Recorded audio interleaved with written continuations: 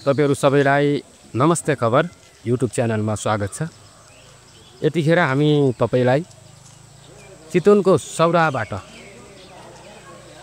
भाले गैंडाको दृश्य देखाइरहेका छौं। अत्यन्तै दुर्लभ मानिएको एकसिङे गैंडा जुन नेपालमा मात्र पाइन्छ। यसको दृश्यावलोकन गर्नका लागि विभिन्न देशबाट पर्यटकहरू नेपाल आउने गर्दछन्। एकसिङे गैंडाको विशेषता धेरै नै छन्। यसको पिसाबको पनि औषधीय गुण हुन्छ, जसले प्रेसर, सुगर जस्ता बिरामीलाई धेरै फाइदा पुग्ने बताइएको छ। विशेष गरी चितवनमा रहेको एकसिङे गैंडा तपाईले दृश्यमा देखिराख्नु भएको छ। पर्यटकहरू फोटो खिच्न र यो दृश्यावलोकनमा रमाइरहेको दृश्य तपाईलाई हामी देखाइरहेका छौं। यो विशेषतः चारकोसे झाडीमा पाइन्छ र यो चितवनमा मात्रै नभएर बर्दियामा, शुक्लाफाटामा, पर्सामा देख्न सकिन्छ। चितवन राष्ट्रिय निकुञ्ज एकसिङे गैंडाको संसारकै ठुलो दोस्रो वासस्थान हो, तर यसको संरक्षणको लागि चुनौतीहरू पनि उत्तिकै छ। चितवन राष्ट्रिय निकुञ्जको सेक्टरमा गैंडाको जनसङ्ख्या धेरै भएपछि देशलाई व्यवस्थित गर्न गैंडालाई पूर्वी सेन्टर पनि सारियो।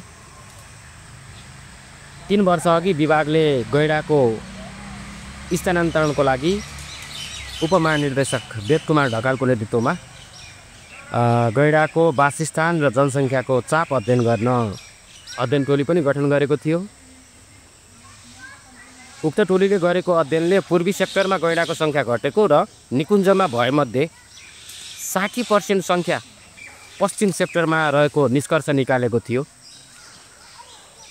सोही कारणले गैंडाको वासस्थानमा जनसङ्ख्या असन्तुलित रहेको, मानव र गैंडाको द्वन्द्व समेत बढेको अध्ययन टोलीको निष्कर्ष थियो।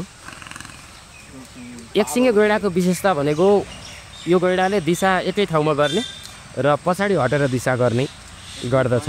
यसले विशेषतः स्याउला खाने गर्दछ, स्याउलाहरूमा रमाउँछ र यो गैंडा मान्छेसँग अत्यन्त नजिक घनिष्ठ रहने गर्दछ।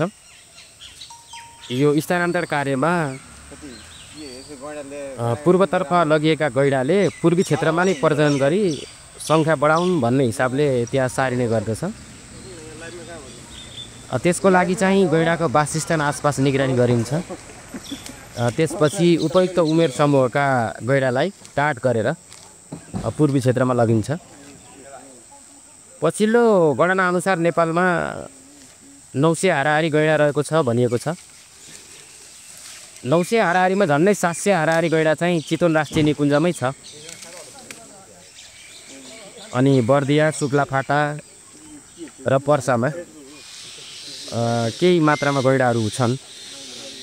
पर्सा राष्ट्रिय निकुञ्जमा 3वटा मात्रै गैंडा छ भनिएको छ। भीमकाय शरीर हुने गैंडालाई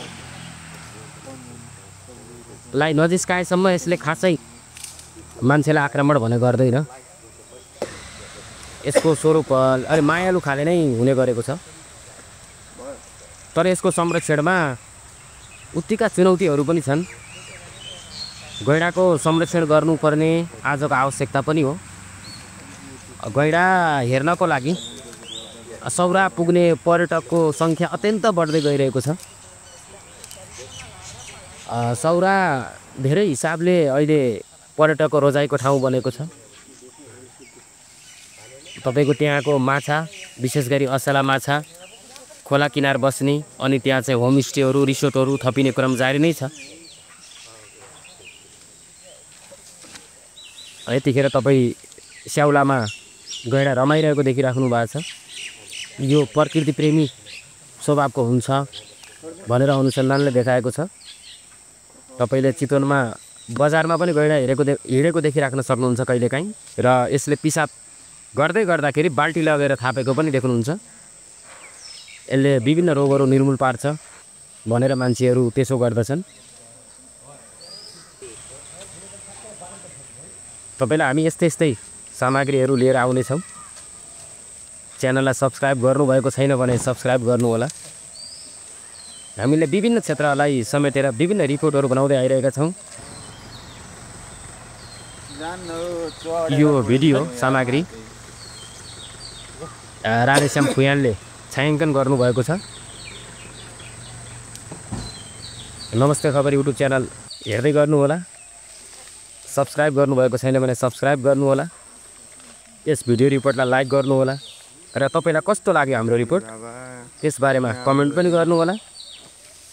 त्यसले हामीलाई थप हौसला प्रदान गर्नेछ। हामी खेल, कृषि लगायत अन्य थुप्रै सामग्रीहरू तपाईँहरूलाई लिएर आउने नै छौँ। धन्यवाद, नमस्कार।